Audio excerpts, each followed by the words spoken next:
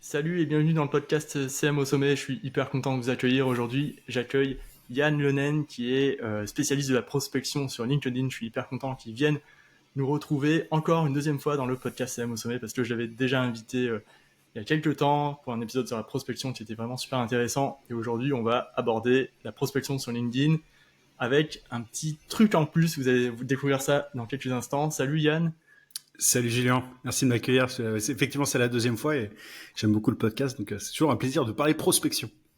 Super, au top. Bon bah alors Yann, est-ce que pour celles et ceux qui n'auraient pas écouté l'épisode avec toi, le précédent épisode, est-ce que tu pourrais te présenter en quelques mots?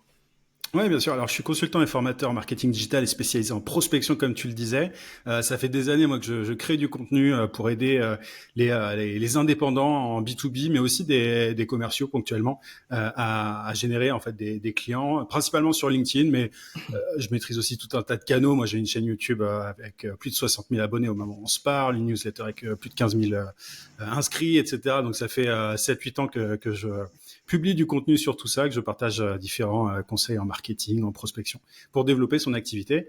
Voilà, et donc je fais de l'accompagnement et je vends des formations. Et puis depuis peu, j'ai créé un logiciel, mais je pense qu'on aura l'occasion d'en reparler. Ouais, super. C'est quoi les idées reçues des entrepreneurs, soit des freelances sur la prospection en général que tu as pu remarquer avec toutes tes expériences?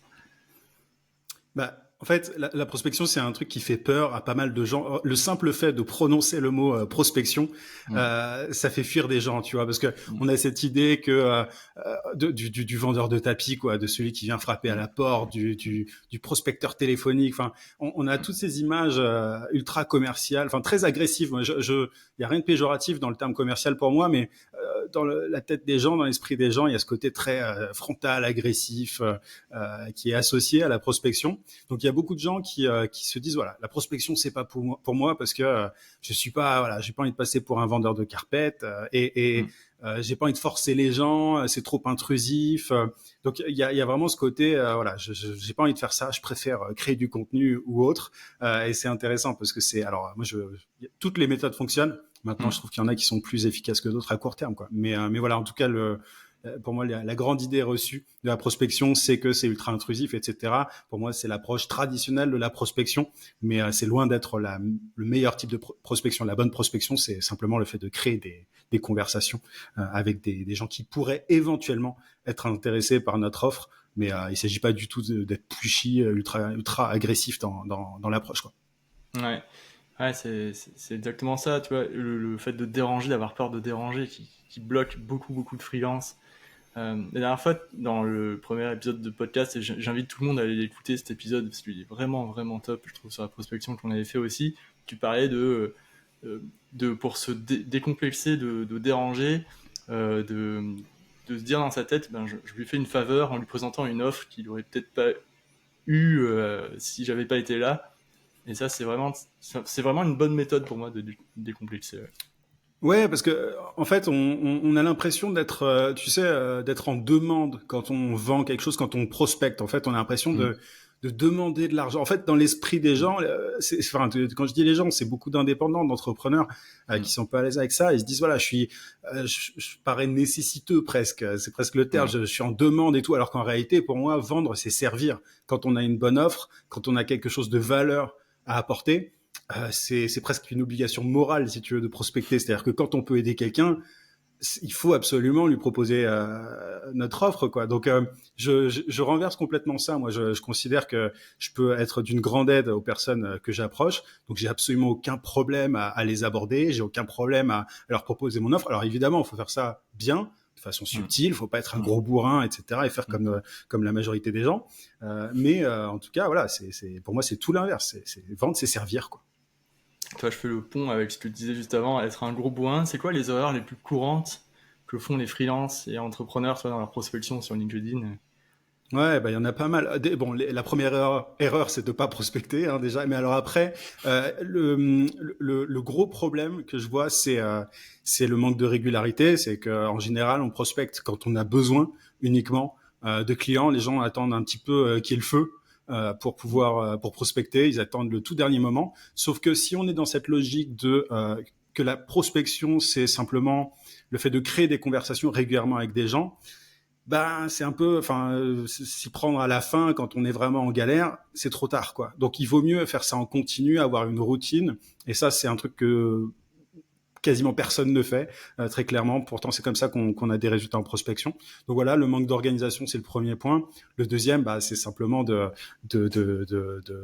d'envoyer des messages qui sont pas terribles à ses prospects. Quand je dis pas terrible, c'est soit des messages trop longs, soit des messages qui sont très auto-centrés. Il y a beaucoup de gens qui ont une approche en mode je fais ceci, cela, je peux vous aider à faire ça. Il y a des approches très trop direct en fait, avec un lien par exemple d'appel à l'action dès le premier message, en mode je peux vous aider, réserver un appel via ce lien Calendly. Voilà, enfin il y a différentes erreurs qui sont commises dans les messages. Et puis on pourrait simplement, même parmi ceux qui s'y prennent pas trop mal au départ, au niveau des messages d'accroche, euh, bah, ils vont aller un peu trop vite en besogne, quoi. C'est-à-dire ils vont essayer d'avoir un appel téléphonique un peu trop rapidement avec la personne en face, sans avoir qualifié le prospect, c'est-à-dire sans avoir cherché à s'intéresser à lui, sans essayer d'identifier si la personne en face a réellement le problème qu'on a. Et le résultat, c'est que, le problème qu'on peut régler, pardon. Et le résultat, c'est que il y a plein de gens qui se retrouvent au téléphone avec juste des curieux, avec des gens qui sont pas particulièrement intéressés par l'offre en question. Enfin, donc voilà, c'est tout un process, la prospection, ça demande une certaine autodiscipline, une certaine rigueur, et voilà, si je devais résumer, ce serait vraiment un manque de rigueur et de mauvais messages envoyés, tout simplement. Ouais, je me reconnais en plus hein, dans ces cas-là, quoi. Hein. Je reconnais tout à fait ce que tu veux dire. Ces erreurs-là, tu disais, on a des touristes au téléphone, mais c'est même, moi j'ai vécu une autre situation. Parfois, quand je prospecte, enfin, ça m'a beaucoup fait ça, mais euh, je vais trop vite en besogne. Tu vois, le message de lien, tout ça, il arrive trop vite, et la personne elle répond plus. En fait, elle se dit non, en fait, ça m'intéresse pas. Le mec, il essaie Ouais. juste de me vendre un truc, il s'intéresse, mais en fait, c'était bon, je le voyais arriver quand même. Mais bon, et il donne plus jamais de nouvelles, quoi. Et toi, tu relances et tu fais, Ouais. ah bah c'est fini, quoi. Enfin voilà, quoi.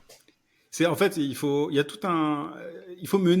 bien mener la conversation Mm. et il faut pas être obsédé par le fait d'avoir un appel avec la personne en face parce que si ça se trouve, c'est pas un bon client. Donc il faut essayer via la conversation, voir si la personne en face a le problème qu'on peut régler, si elle est dans une certaine urgence, est-ce qu'elle a envie de régler le problème là maintenant tout de suite parce que si le prospect en face, il est intéressé par exemple par le fait de régler son problème dans 6 mois. Il n'y a aucun intérêt de l'avoir au téléphone là maintenant tout de suite.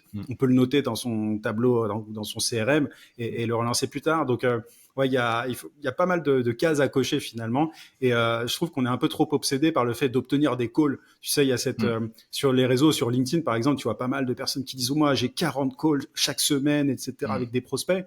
Et derrière, quand ils te donnent les chiffres des personnes qui deviennent vraiment clientes, c'est ridicule. En fait, c'est un tout petit pourcentage. Donc moi, je suis beaucoup plus j'aime pas perdre mon temps. Et je trouve que les gens ne devraient pas perdre leur temps non plus. Et du coup, il vaut mieux avoir moins d'appels, mais des appels qui convertissent. Donc ça passe par le fait d'envoyer de bons messages de prospection et de bien mener la conversation avec ses prospects. Ouais, top. Tu vois, récemment, ça me fait penser à un truc, une discussion que j'ai eue sur LinkedIn avec un prospect, c'est le dirigeant d'une agence de voyage à vélo. Il me dit, voilà, moi, j'ai testé la prospection sur des outils que je citerai pas là maintenant, mais sur différents outils, euh, et il n'y a rien qui a fonctionné, tu vois. Il n'y a rien qui a fonctionné, ça marche pas. Et lui, bon, il s'adresse plutôt aux cibles particuliers, mais aussi aux partenaires institutionnels, tout ça. Il m'a dit, ça fonctionne pas. Est-ce que la prospection, elle est adaptée à tous les business sur LinkedIn, tu vois, par exemple? Non, clairement pas. En fait, c'est-à-dire que pour moi, le fait d'envoyer des messages, et pas que pour moi d'ailleurs, mais des Mm. messages directs à des gens, ça n'est intéressant qu'à partir d'un certain panier moyen. Bon, déjà, c'est le premier point. C'est-à-dire que quand on vend un produit ou un service à 20 euros, il n'y a aucun intérêt à prospecter parce que c'est le temps qu'on va y passer par rapport au gain qu'on va en tirer. Enfin, il n'y a absolument aucun intérêt. Donc, il faut déjà avoir un panier moyen. Alors, il n'y a pas vraiment de chiffres, mais je dirais qu'à partir de 1000 euros en tout, sur toute la durée de vie, entre guillemets, du client, là, ça vaut le coup. 1000 euros, ça vaut le coup. On a intérêt à aller approcher des gens parce que, voilà, quand on décroche un contrat, je parle principalement aux indépendants. C'est intéressant quand le client, voilà, si on vend des prestations à 500 euros ou à 300 par exemple, mais qu'on fait ça sur plusieurs jours, voilà, si le client il reste 6 mois par exemple et à coût de prestation à 300 euros, là ça vaut le coup. Le jeu en vaut la chandelle. Donc il y a ce premier point-là, c'est-à-dire que tous ceux qui vendent des produits ou des services très abordables, il y a plus intérêt à faire du contenu, tu vois, que ce soit du SEO, de la création de contenu sur des réseaux, etc. Moi, je suis un grand partisan du SEO sur YouTube ou sur un blog, donc ça marche très bien. Mais quand on est, voilà, il faut avoir un certain panier moyen. Et l'autre point, c'est que toutes les cibles ne sont pas sur LinkedIn, par exemple. Donc, quand on vise des particuliers, j'ai déjà eu pas mal de personnes qui m'ont demandé ça aussi. Est-ce que ça vaut la peine quand je suis dans le B2C, etc. Honnêtement, il vaut mieux aller prospecter sur un réseau comme LinkedIn si on vise des dirigeants d'entreprises, à la limite des indépendants aussi, etc., ou des managers, des directeurs commerciaux, des directeurs marketing, des DRH, etc., etc. Mais dès qu'on s'adresse, je sais pas, dès qu'on vend des biens voilà courant et qu'on il y a mieux quoi, même la publicité Facebook, la publicité Google, enfin les moyens de TikTok, tout ça, ouais, non, bien cibler. sûr, ouais c'est ça, les critères de ciblage sont plus pertinents parce que sur un réseau comme LinkedIn, tu peux cibler en fonction de l'intitulé du poste de la personne, son secteur, l'effectif de l'entreprise, etc. Mais tous ces critères sont pas pertinents quand on est dans le B2C. Donc voilà, prospecter directement par email ou sur LinkedIn, c'est une bonne chose, mais quand on vise vraiment des professionnels ou des entreprises quoi. Ok, très intéressant. C'est quoi les principales étapes du parcours de prospection sur LinkedIn? Les grandes étapes, tu vois. Alors, la toute première chose à faire déjà, c'est d'optimiser son profil. C'est-à-dire qu'il faut absolument. Enfin, tu veux que je développe ça ou est-ce que carrément, on en parle après? Non, l'idée, c'est d'optimiser son profil LinkedIn d'abord. Je donne les grandes étapes, après je précise, mais optimiser son profil parce que c'est le truc. C'est la première chose que les prospects vont voir quand on va les démarcher.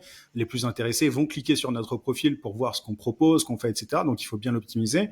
Ensuite, il s'agit d'identifier les bons prospects et leur envoyer des invitations. Ensuite, les aborder et mener la conversation. Et du coup, si je creuse chacun des points, le fait d'optimiser son profil, en fait, faut pas trop se prendre la tête. C'est-à-dire que un prospect, il faut réussir à capter son attention en quelques secondes. Donc, la première chose à faire, c'est d'avoir une bannière sur LinkedIn qui capte l'attention, qui décrit assez rapidement à qui on s'adresse et ce qu'on peut faire pour la cible en question. Par exemple, si vous visez je sais pas si vous êtes CM par exemple pour les restaurants, les restaurateurs, on peut tout à fait, vous pouvez tout à fait mettre, restaurateur de points, je sais pas, fidéliser votre audience sur les réseaux ou attirer plus de visiteurs dans votre restaurant. Voilà. Donc en tout cas, juste une petite phrase un peu catchy qui explique ce qu'on fait. Après une photo, il faut que la photo soit simple, claire, enfin qu'on soit de face, etc. Les basiques d'une photo sur les réseaux. Mais je pense que tous les gens qui nous écoutent sont CM, donc ils savent très bien. Et ensuite, il faut formaliser. En fait, il faut mettre un intitulé de poste qui soit assez attractif. C'est-à-dire que la majorité des gens font un truc simple, c'est qu'ils mettent juste, directeur commercial, community manager freelance. Enfin, ils s'arrêtent là. L'idée, c'est de mettre ce qu'on fait, donc son job. Moi, je suis consultant et formateur. Et ensuite, par contre, essayer via une phrase assez simple, de dire qui on aide et ce qu'on fait. Donc, la phrase typique un peu bateau, c'est j'aide les restaurateurs à augmenter leur visibilité sur les réseaux sociaux, par exemple. Donc, l'idée, c'est d'essayer de sortir de cette logique-là, parce qu'il y a beaucoup trop de gens qui utilisent cette fameuse phrase, les j'aide à faire ceci, cela. Mais en tout cas, c'est le principe, quoi. Il faut qu'on comprenne ce qu'on fait. Et ensuite, il y a deux autres sections qui sont importantes. Après, il y a tout un tas d'autres sections, mais les deux autres sections importantes pour moi, ce sont c'est la partie info, qui est en gros la description sur le profil. Il s'agit pas d'énumérer tout son CV, sa vie, son œuvre de long en large. Il faut vraiment essayer de rédiger ça comme une espèce de page de vente. Donc, encore une fois, à qui on s'adresse, quel problème on règle, comment on le règle, quelle est notre méthodologie ou notre process, et faire un petit appel à l'action à la fin. Et la dernière partie dont je parlerai, c'est la partie sélection, où on peut mettre un lien en fait sur son profil LinkedIn. Et le mieux, c'est de mettre en avant son portfolio, par exemple en tant que CM, ou un lien pour réserver un appel avec nous. Donc, la bannière, la photo, l'intitulé de poste, la description et la partie sélection. Alors après, il y a le reste, il faut... On peut ajouter différentes infos, etc. Mais voilà, l'idée, c'est déjà de bosser là-dessus. Ensuite, il faut trouver des prospects régulièrement sur le réseau, donc avoir des critères assez précis sur qui on cherche. Si vous cherchez des restaurateurs, voilà, il faut savoir quels mots-clés taper dans la barre de recherche. Si vous utilisez LinkedIn Sales Navigator, je sais pas si on en reparlera, c'est une version payante de LinkedIn qui permet d'avoir tout un tas de critères de recherche. Il faut tâtonner un petit peu pour trouver les bons critères, mais l'idée c'est de se noter tout un tas de les prospects qu'on va aborder dans la semaine. Ensuite, on se crée une petite routine, comme je le disais, où on va envoyer des invitations un peu tous les jours, par exemple, une dizaine d'invitations par jour, c'est très bien. Et ensuite, on gère les conversations avec ceux qui acceptent. Une fois que quelqu'un accepte, on l'aborde avec un message d'accroche, on s'intéresse à lui, on lui pose une question. Et ensuite, une fois que la personne répond, on mène la conversation, on le qualifie, on essaie de voir s'il a le problème qu'on peut régler, s'il est dans une certaine urgence, etc., pour à la fin proposer un appel ou faire son appel à l'action de manière générale. Voilà. Ça, c'est le process un petit peu accéléré. Ok. Mais, ouais, les grandes étapes. Ok, mais top. Ouais, c'est vachement intéressant. C'est vrai que parfois, on part direct sur la prospection, on pense même pas à se dire, ok, les personnes vont aller voir qui je suis, ce que je fais, ce que je propose. C'est souvent le cas, en fait. Ouais. Bah oui, complètement. Ouais, c'est vrai que le profil, c'est toujours important de bien l'optimiser. Et ça va te perdre un petit truc, juste si je peux ajouter quelque chose, c'est que souvent on parle d'optimiser son profil, tu vois, mais en fait, c'est un peu, comment dire, quand on optimise son profil, souvent ce qu'on essaye de faire, enfin, il faut avoir une offre en béton en amont, c'est-à-dire que comment dire, tu vois, notamment pour les CM, pour moi c'est important d'être un minimum spécialisé pour pouvoir pouvoir ensuite avoir des gens qui nous répondent, parce que si on est CM ultra généraliste et que on s'adresse à tout le monde, on propose nos services à tout le monde, quand on va les aborder, quand on va aborder n'importe qui, bah, la personne en face elle va pas forcément se dire cette personne peut m'aider, alors que je prenais l'exemple c'est pas forcément une bonne niche, mais quand je prends l'exemple du CM qui est spécialisé dans les restaurants, si vous avez un profil qui est optimisé, vous mettez en avant le fait que vous aidez des restaurateurs, quand vous allez envoyer votre invitation et vos messages à des restaurateurs, et quand ils vont regarder votre profil derrière, forcément le taux de réponse sera bien plus élevé en faisant ça que en étant un simple entre guillemets CM généraliste qui s'adresse à tout le monde. Donc quand on parle d'optimiser son profil, ça implique une réflexion sur l'offre, sur le message, sur le positionnement de manière générale. Donc c'est un peu le truc qui cache la forêt, si tu veux. Mais voilà, je parle de ça parce que j'entends beaucoup cette idée d'optimiser son profil, mais en réalité c'est bosser ses fondements, c'est les fondations de son marketing. Quoi.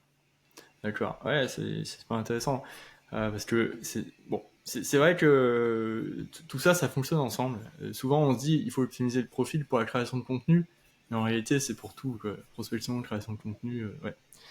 Ok.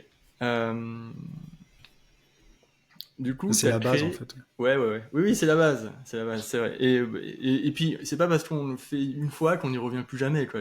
Ça évolue, quoi. Un profil évolue. Mais oui, en fait, il y a un truc, c'est ça, c'est que les gens pensent que c'est gravé dans le marbre. En fait, il y a beaucoup de gens qui ont super peur d'optimiser leur profil, même de se nicher. Enfin, c'est pas forcément notre sujet, mais vraiment de se spécialiser ou quoi. Alors qu'en fait, il y a rien qui est gravé dans le marbre. Là, moi, en ce moment, j'ai changé mon profil pour mettre en avant, notamment mon logiciel.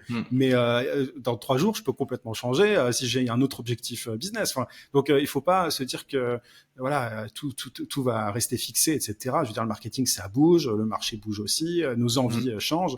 Donc voilà, faut pas avoir peur de se focus un petit peu pendant un certain laps de temps, quoi. Ouais, exactement. Et alors, du coup, qu'est-ce que tu donnerais comme conseil, tu vois, à un entrepreneur, un freelance qui se sent complètement dépassé par la prospection, qui veut se lancer, mais qui est un peu en mode paralysie, quoi, tu vois? Bah, je pense que déjà, il faut un petit peu savoir pourquoi on veut prospecter. Parce que moi, j'ai l'impression que beaucoup de personnes qui ne se lancent pas, souvent, elles ont pas. Il faut que ça vienne de soi. C'est-à-dire qu'il faut avoir une réelle raison de prospecter. Enfin, là, on dépasse peut-être un peu le marketing, mais j'ai l'impression que, enfin, moi, par exemple, les clients que j'ai qui cartonnent le mieux sont vraiment les personnes qui savent pourquoi elles font les choses. C'est-à-dire que il faut pas juste faire du marketing ou prospecter pour prospecter. C'est quel est votre objectif en fait de professionnel, enfin pourquoi est-ce que vous voulez développer votre activité, bref, donc on touche plus à du développement personnel d'une certaine manière là, ce qui est pas du tout mon cœur de métier, mais c'est intéressant.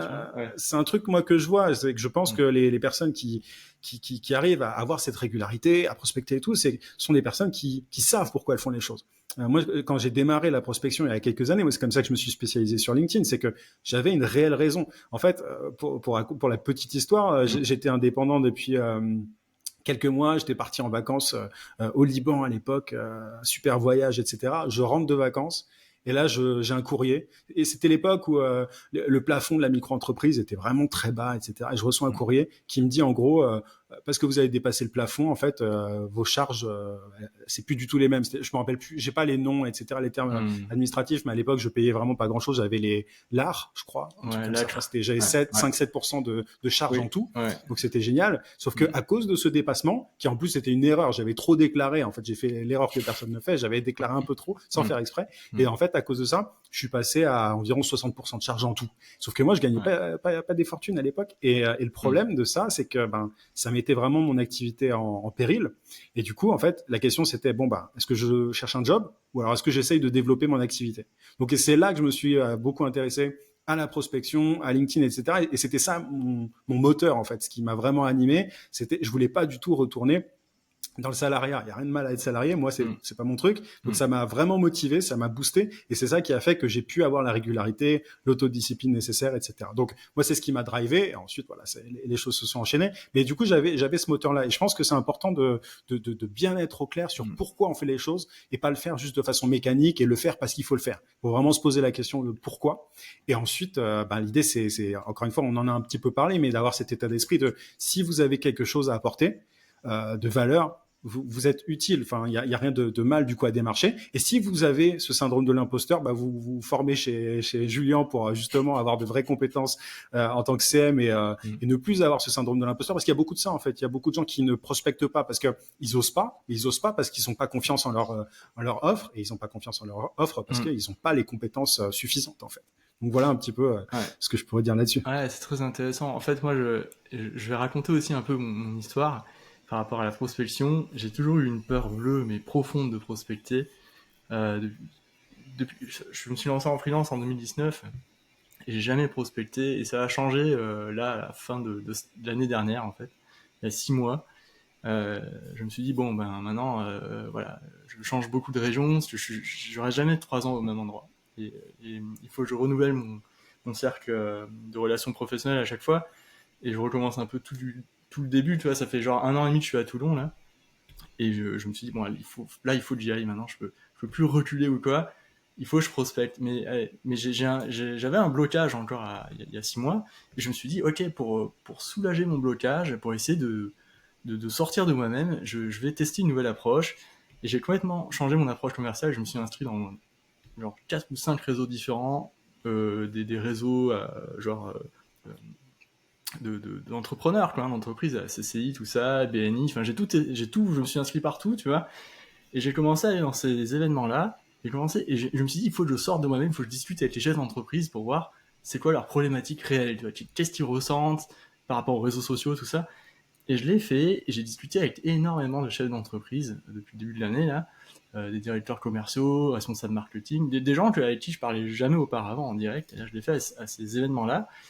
Et en fait, je me suis rendu compte, en discutant avec eux, que eux, ils étaient vraiment désespérés sur les réseaux sociaux. Ils comprenaient rien. Ils travaillaient avec des community managers qui communiquent pas très bien, des alternants ils les enchaînent, des stagiaires qu'ils savent pas trop ce qu'ils font là.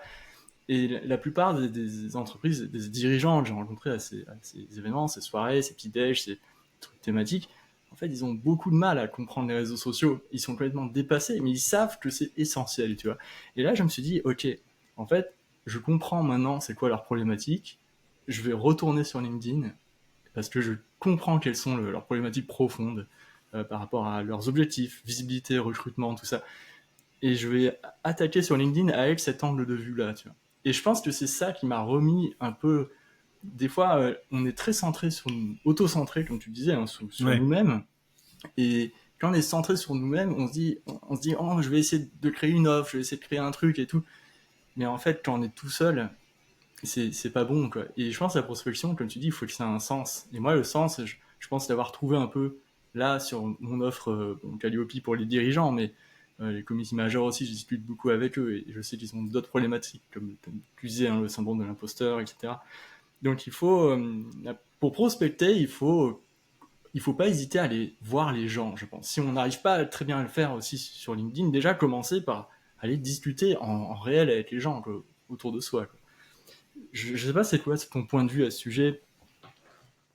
Non, je suis d'accord avec toi. En fait, il faut se confronter avec son marché. Alors, si on peut pas aller à Oui, des événements, si on est oui, dans un coin où il y en a pas, c'est plus compliqué. Mais c'est oui, c'est de vrai. manière générale, je suis carrément d'accord avec le fait que Mm, il faut aller à la rencontre et écouter en fait les mm. problèmes des gens. Et quand on vend ces services, de toute façon, tout ce qu'on fait, on vend pas, on règle un problème. C'est Oui, juste ça. Donc, les gens qui arrivent à trouver des clients sont des gens qui ont compris quel était le problème de leur cible et qui ensuite proposent une solution derrière. oui, Donc oui, je pense qu'il y a différentes façons de faire. On peut le faire exclusivement en ligne pour certains, mais c'est toujours mieux quand tu as des gens en face de toi et qui te disent avec leurs mots leurs problématiques. Oui, mm, c'est un luxe, hein, oui, c'est génial de pouvoir faire ça et c'est ouais. encore mieux.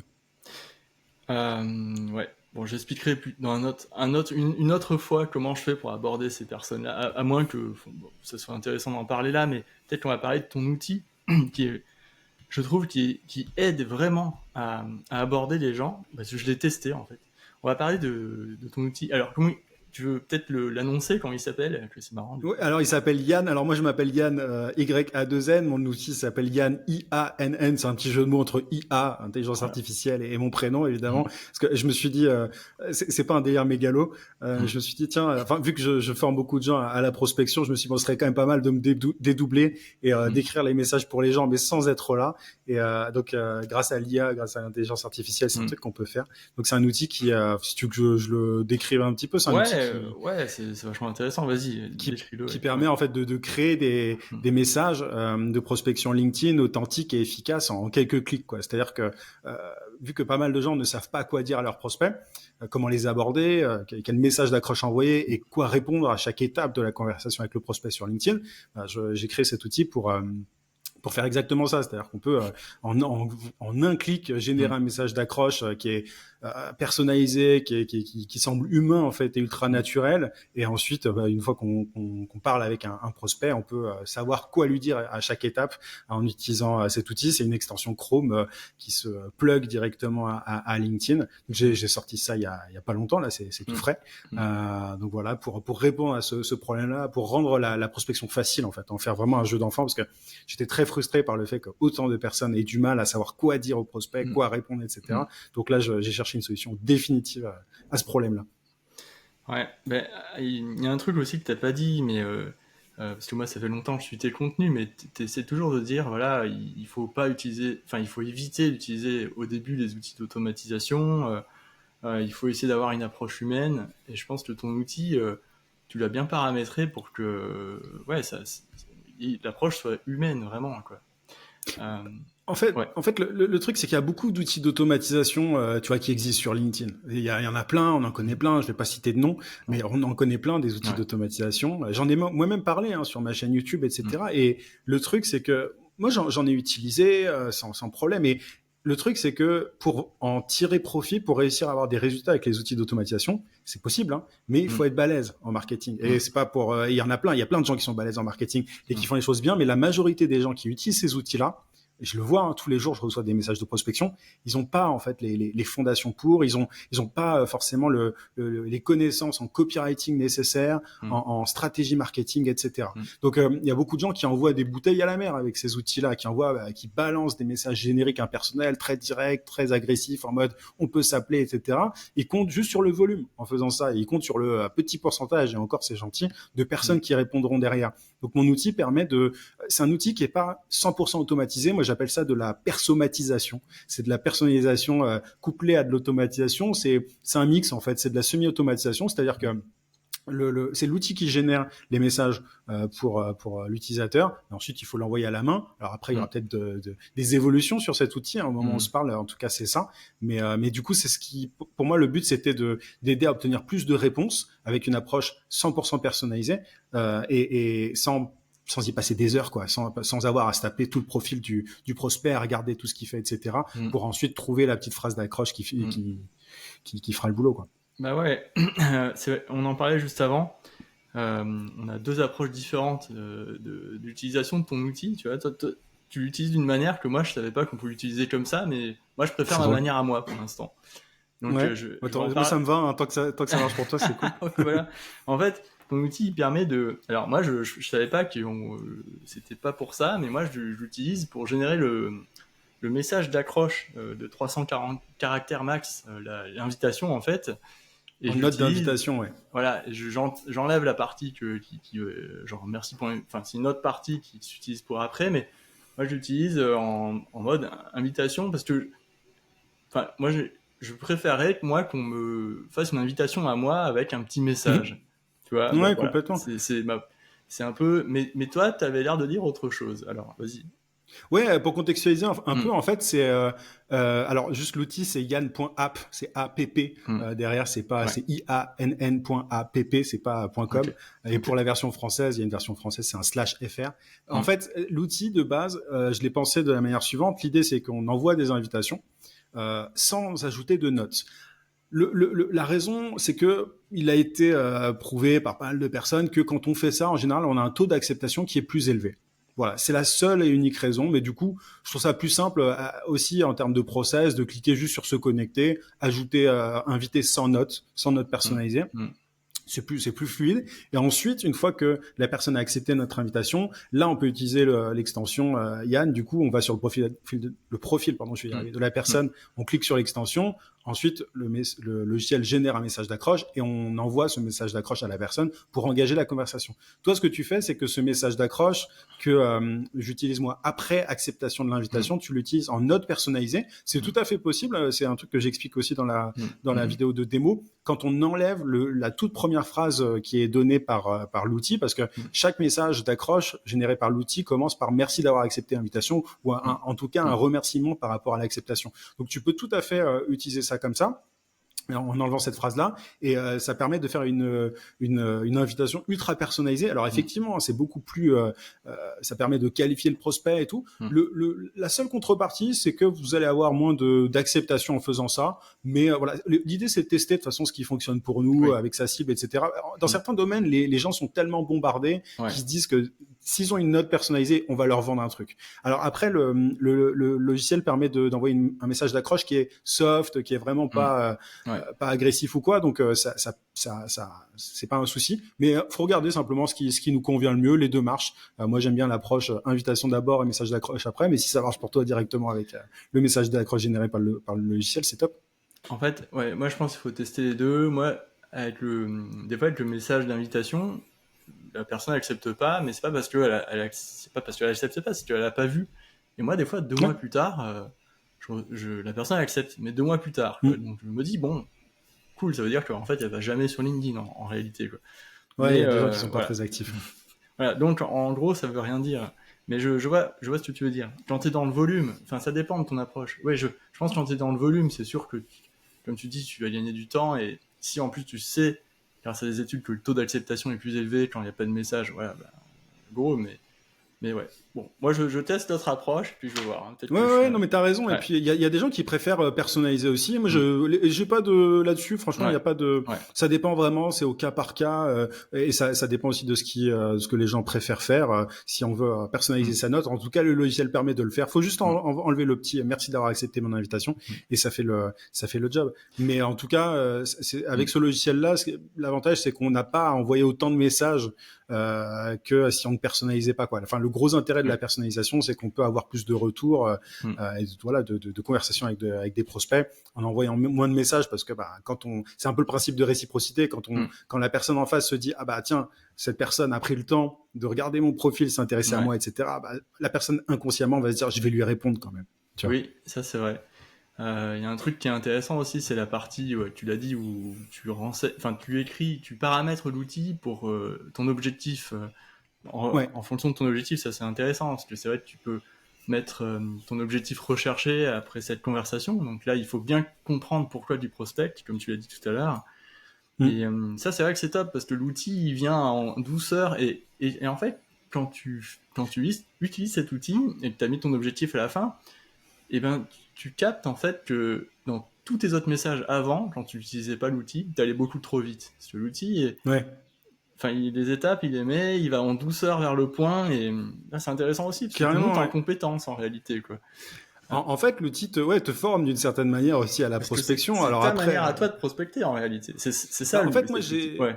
Ouais, moi j'ai créé un framework, si tu veux, de prospection. C'est là ce que j'ai injecté dans ce logiciel, c'est mon framework propriétaire, c'est ce que j'utilise et ce que j'enseigne depuis des années. Et là, le but, c'était vraiment de faire en sorte que tout le monde puisse appliquer ce framework sans avoir à me payer en personne ou quoi que ce soit. Et du coup, l'approche est très subtile et très douce. Et pour moi, c'est ça la bonne prospection. Encore une fois, et comme tu le dis, en fait, la toute première chose à faire, c'est de paramétrer le logiciel. Donc ça, c'est vraiment le tout premier truc, parce que je le précise parce que certaines personnes ont commencé à utiliser l'outil sans, mais en réalité, ça marche pas. Ouais. Donc ce qu'il faut faire, c'est t'as juste à choisir ta langue. Si tu veux prospecter des Français, tu vas mettre français. Si tu veux prospecter des Américains, tu vas mettre en anglais. Tu mets ton prénom, tu mets ta cible. Donc pour l'exemple du CM qui vise des restaurateurs, faut juste mettre les restaurateurs. Ensuite, tu mets ta promesse, la fameuse phrase qui ressemble à j'aide telle cible à faire ceci, cela. Vu qu'on met la cible en amont, on peut juste mettre j'aide à générer plus de visibilité sur les réseaux sociaux, par exemple. Et ensuite, l'objectif, comme tu dis, c'est le dernier point. Si vous voulez obtenir un appel téléphonique avec la personne en face, faut mettre ça. Moi, par exemple, qui utilise le logiciel pour prospecter, pour proposer en fait mon logiciel, je m'amuse un petit peu parce que c'est pas forcément la stratégie la plus efficace pour un logiciel aussi abordable que ça. Ça me permet de plugger le fait que c'est vraiment pas cher pour le coup, en tout cas au moment où on se parle.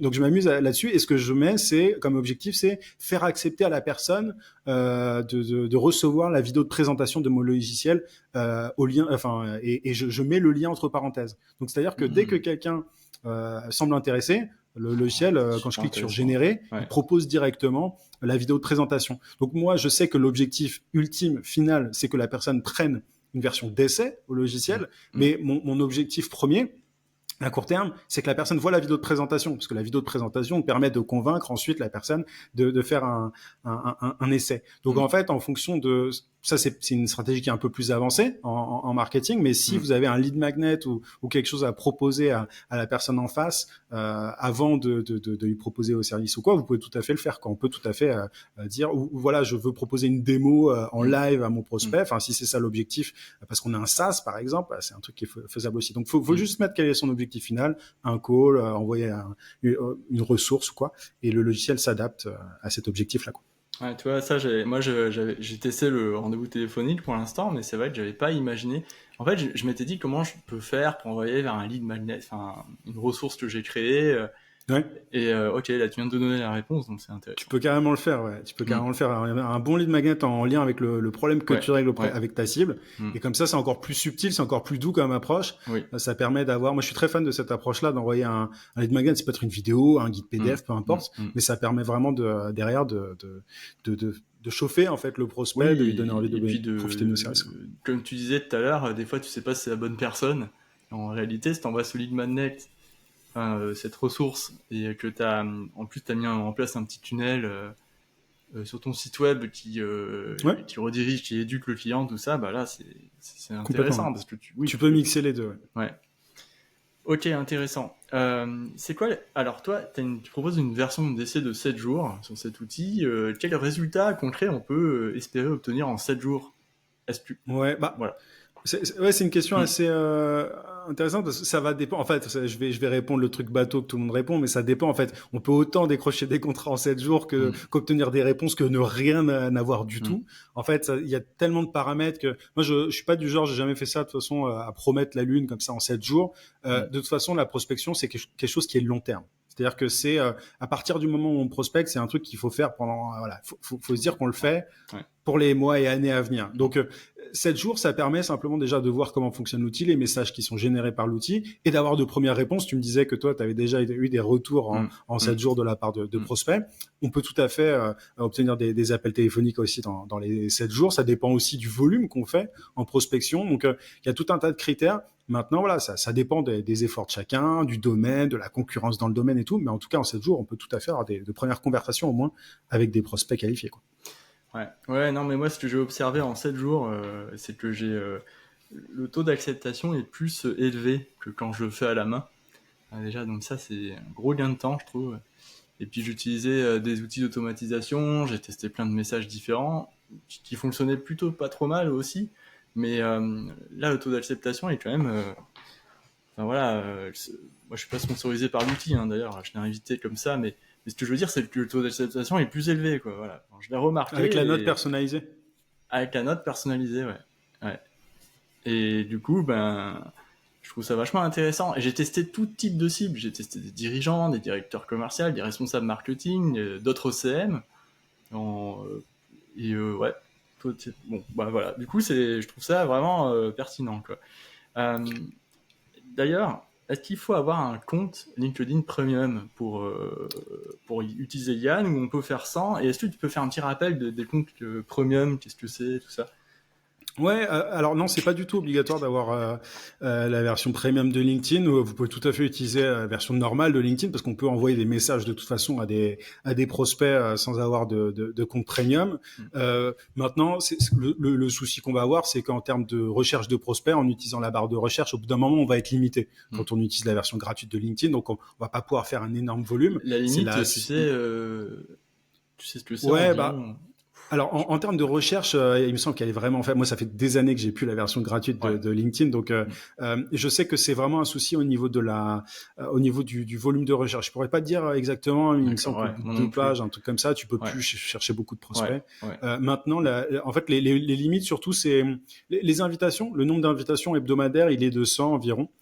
Ça, peu importe la version qu'elle soit, enfin que vous ayez une version gratuite ou payante. Maintenant, il me semble quand même, il n'y a pas de chiffre officiel, mais il me semble que quand on a une version payante, c'est un poil plus laxiste du côté de LinkedIn. Maintenant, c'est pas scientifique ce que je dis là, c'est plus à vue de nez. Mais du coup, voilà, 100 invitations à peu près par semaine. Mais c'est surtout au niveau des volumes de recherche de prospects via l'outil de recherche qu'on va être limité avec la version gratuite. Il y a un truc que je voulais, un petit tips que je voulais donner pour augmenter ces taux d'acceptation sur LinkedIn. Ce que vous pouvez faire si vous avez la version LinkedIn Sales Navigator, qui est pour moi la version que je recommande quand on prend une version payante de LinkedIn. C'est une version qui est, moi je la paye encore parce que ça fait des années, je la paye 60 € par mois, mais il me semble que maintenant elle coûte 90 €, un truc comme ça. C'est pour ça que je me désabonnerai jamais. Plus jamais j'aurai ce tarif-là, je crois. C'est une version qui permet d'avoir tout un tas de fonctionnalités en plus, et pour moi, le plus important, c'est vraiment tous les critères de recherche que tu as en plus grâce à cet outil, dont un qui est très intéressant, c'est le fait de filtrer, enfin vraiment de sélectionner uniquement les personnes qui ont posté sur LinkedIn récemment.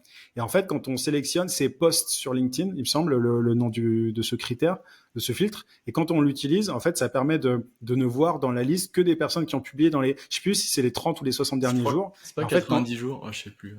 C'est 90. Alors je sais que ça a changé des fois. Enfin, il change assez souvent l'outil, donc je suis toujours perdu là-dessus. Mais en tout cas, c'est peut-être 90 jours. T'as peut-être raison sur les 90 jours. Mais du coup, quand on sélectionne ça, en fait, moi, j'ai fait pas mal de tests et je me suis rendu compte que quand on sélectionne les personnes qui ont publié dans les X jours, le taux d'acceptation et de réponse est beaucoup plus élevé. Parce qu'on se concentre sur les personnes qui sont actives sur la plateforme, vraiment les personnes qui sont sur LinkedIn. Donc, si vous vous concentrez là-dessus, en fait, limite, Sales Navigator a un intérêt, ne serait-ce que pour ce filtre-là. Donc, voilà. Après, il n'y a pas que Sales Navigator, il y a une version premium normale. Alors, j'ai plus tous les noms, je les oublie. J'avais fait un article sur mon site sur le sujet, mais en gros, t'as la version premium qui te permet juste d'avoir plus de volume de recherche, et t'as Sales Navigator, grosso modo, hein, pour les CM, en tout cas, ce sont les deux grandes versions qui sont intéressantes. Mais Sales Navigator, ça permet d'avoir plein de filtres intéressants. C'est vrai que Sales Navigator, ce qui est bien, c'est qu'on peut rechercher par entreprise, et dans l'entreprise, on peut filtrer, mais aussi par prospect. C'est un peu, il y a une petite prise en main quand même à faire sur Sales Navigator. C'est pas évident. Ouais. Moi, j'ai fait une vidéo sur le sujet sur ma chaîne YouTube aussi. Okay. Pour les gens qui veulent regarder, je sais qu'il y a beaucoup c'est un peu galère comme outil, mais faut savoir à quoi ça ressemble et maîtriser quelques fonctionnalités. Je trouve quand même pas mal de monde dessus. C'est vrai que pour filtrer. Après, Premium, moi, j'aime bien l'utiliser parce que quand on sait qui chercher, on sait à qui s'adresser parce qu'on connaît leurs problématiques. Même à partir de Premium, c'est facile de le faire. Et voilà, bon, oui. Mais du coup, c'est vrai que ça dépend ce que tu veux faire. Mais bon, pour les CM qui écoutent l'épisode, en réalité, ce qu'il faut retenir, c'est qu'ils peuvent utiliser Yann, mais sans une version de... Moi, ce que je conseille de faire, c'est de faire des recherches hors LinkedIn, d'aller sur Google directement dans le navigateur, comme ça, dans le navigateur Google, comme ça, ça compte pas pour une recherche dans LinkedIn, quoi. Rechercher directement le nom de la personne. Bon, faut le connaître du coup. On peut taper aussi, tu sais, les opérateurs booléens. Tu sais, par exemple, si on parle de restaurateur, on peut Oui. mettre dirigeant, Or, hors and, président ou oui, hors fondateur, oui, etc. And ouais, oui, restaurant, and LinkedIn, and France. Et en fait, si vous faites ça avec des guillemets, etc., vous pouvez trouver plein de oui. profils et qui sont pas comptés du coup par LinkedIn comme des recherches en tant que telles. Donc, on peut Mm. trouver pas mal de Ah, ça, prospects c'est rien une que comme ça. grosse astuce. Ouais, non, mais c'est clair. C'est vrai que ça, c'est pas mal de faire ça, les recherches booléennes. Ouais, en réalité, il y a plein de petites astuces où on n'a pas besoin d'utiliser la version premium. Non. Mais Yann, par contre, ça, c'est une couche essentielle, en tout cas, pour aller, pour générer. En fait, je trouve que c'est un bon outil pour les personnes qui ont peur d'envoyer le premier message pour qu'ils se montent la tête. Enfin, moi, je suis passé par là, je connais bien cet état, en mode, j'ai même pas commencé à écrire le message, est-ce qu'elle va accepter ou pas, est-ce que... Enfin, voilà. Ouais, on anticipe, Tête, on hein. anticipe le tout. Ouais. Là, il n'y a pas besoin de se former en copywriting ou quoi que ce soit. Le logiciel fait le boulot avec un framework éprouvé, donc Oui. ça permet d'économiser du temps. Quoi, toi, tu conseilles de garder... Alors, pour l'organisation, tu vois, tu conseilles de garder une trace de toutes les personnes que tu as contactées, mais il faut les rentrer à la main dans un tableau Excel ou Notion ou j'en sais rien. Ouais, alors il y a plein d'approches. En fait, il y a des gens qui, enfin, quand on est indépendant, il n'y a pas forcément besoin de se prendre la tête avec un CRM ou quoi que ce soit. Moi, ce que je recommande, c'est assez simple en soi. C'est bon, faut être rigoureux, mais c'est simple. C'est-à-dire que quand tu te notes tous les prospects que tu vas aborder dans la semaine, tu te fixes le lundi, par exemple, pendant 1 heure ou 2, tu fais ça. Enfin, c'est peut-être beaucoup, ça dépend des objectifs de chacun, mais ce qu'il faut faire, c'est trouver des prospects et les noter soit dans un Google Sheet. Moi, j'aime bien utiliser Airtable, qui est un outil qui ressemble un peu à Google Sheet, mais en mode amélioré, parce qu'on peut organiser de façon un peu plus spécifique, créer des tags, etc. Donc, on peut se créer un petit CRM personnel d'une certaine manière. C'est utilisable gratuitement en grande partie en plus. Donc, un Google Sheet ou un outil style Airtable. Et l'idée, c'est de noter tous les prospects qu'on va aborder avec le nom du prospect, son profil, l'URL de son profil. Et il n'y a pas besoin de beaucoup d'infos. En réalité, voilà, la date à laquelle on l'a ajouté dans le tableau. Et ensuite, comme ça, on peut se reporter à ce tableau-là et noter, voilà, cette personne, je l'ai contactée, cette personne, la conversation est en cours, etc., etc. Maintenant, j'exclus pas à l'avenir de mettre un CRM intégré dans l'outil. On va voir ce que l'avenir nous réserve, mais ça dépend des besoins de chacun. Oui. C'est un truc que j'inclurai peut-être. Mais en tout cas, pour le moment, c'est un outil qui permet de générer principalement des messages. Et du coup, il faut s'aider d'un Google Sheet, d'un Excel, d'un RTB. Il y a un truc qui est intéressant. Notion, je ne sais pas si tu utilises. Moi, j'utilise beaucoup Notion. Ils ont une extension, c'est Web Clipper de Notion. Quand tu vas sur un profil LinkedIn, tu le clips. Ouais. Et tu as l'adresse, tu as le nom, prénom. Et tu peux l'intégrer directement dans ton Notion. Et tu n'as rien à remplir à la main en réalité, quoi.